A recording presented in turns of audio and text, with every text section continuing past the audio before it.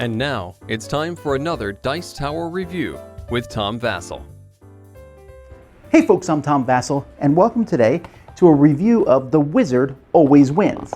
This wizard's cool. He has tattoos, earrings, rings. He looks awesome. And this game is, the name of the game is literally correct.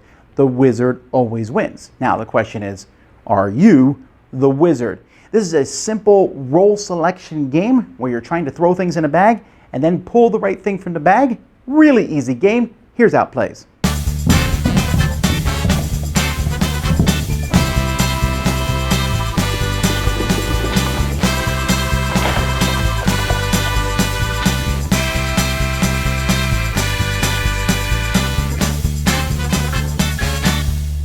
Each player has a pile of gems that's placed here. One of your gems is going to be placed here in turn order. At the beginning of the game, they're randomly put out.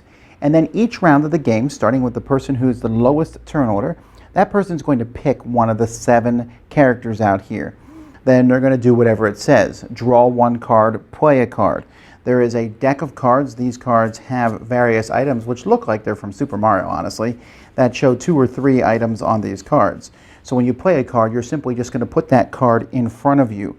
When you have a certain amount of cards of a different set, you're going to do various things with those sets. Like, for example, if you have 4 of the Venus flytraps, you get to increase your level. Each player starts at level 1 as a wizard, and they get to go up to level 2.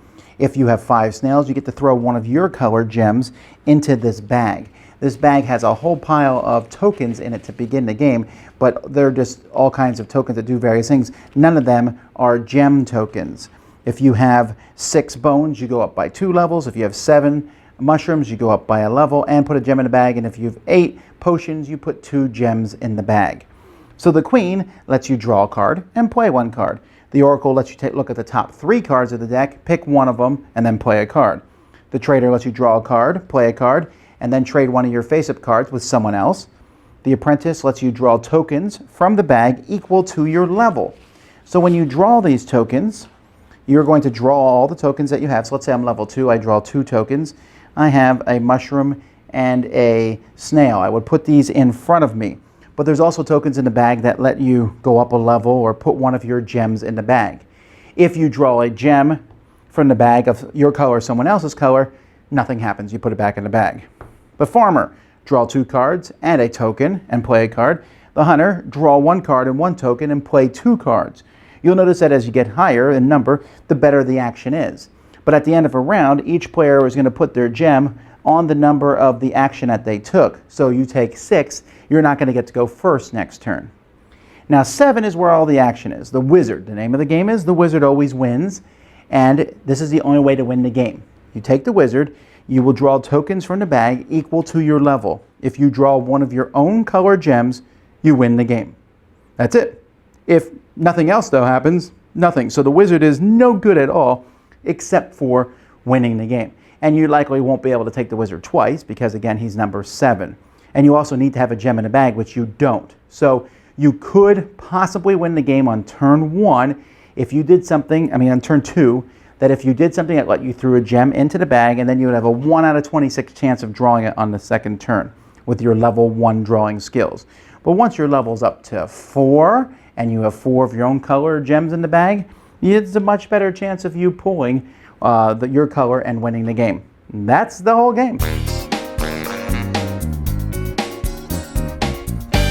I really liked The Wizard Always Wins. I can imagine some people would be frustrated by this game because they're like, what? Are you kidding? You had 1 pull from the bag. You had 1 gem of your color in the bag and you pulled it and won. Yes, that can happen. Now, the odds are that that won't happen, but there's a couple things that don't bother me about it. One is the odds, okay? The second is this game is really short. It's a really simple game. On your turn, you pick something. So at first you're like, well, I'll pick the bigger things. The 5 and the 6 are great. Draw 2 cards and 1 token, or draw 1 card and a token and then play 2 cards. Those are great. But if you pick 1, then you get to go first next time. So if someone picks the wizard on 1 turn, they're going to pick last on the next turn, and especially if they don't win. And so you have to everyone's like pushing their luck. You're like, okay, I threw 1 gem in the bag. Do I use the wizard? No, not yet, not yet, not yet. I want to get some more stuff in the bag. Okay, I got a little bit more in the bag. Should I wait? Someone else might go up. Like these wizard dolls go up to level 10. I think the highest I've seen someone go is level 5, because at that point, when someone's at level 4 and 5, it's like, all right, I'm gonna find it. And the game really goes, woo! And again, we're talking like a 20-minute game. I don't know what the box, actually, I don't think the box actually says how long the game lasts on it. Yeah, so I'll tell you, it's a 20-minute game, 2 to 5 players. A 2-player game might last a little bit longer, but the game is just fun, collecting those sets of things, turning the sets in. There's a little bit of take that. You can steal a card from someone else, but this is the kind of game that I think I buy for people as a present. The components are really good quality. The artwork is good. The whole thing has a really fun vibe. You pull a chip from the bag, you win. Everyone goes, oh man, and you start all over again. Lots of fun. This is the kind of game that should be sold at places like Toys R Us. I think this one's actually going to be sold at Target and such. That's great. This is the kind of game that I think will get more people into gaming. It is a lot of fun. The wizard always wins. And today, folks, I am the wizard. Dice Tower Judgment approved. Thanks so much for watching the Dice Tower videos. Find more great videos and reviews, as well as our top-rated audio podcast at Dicetower.com. You can also find other great shows at DicetowerNetwork.com. I'm Eric Summerer, and you've been watching The Dice Tower. The Dice Tower is sponsored by Cool Stuff Inc., where you can find great games for great prices. Cool stuff in stock. Check them out at CoolStuffInc.com. Please shut the door.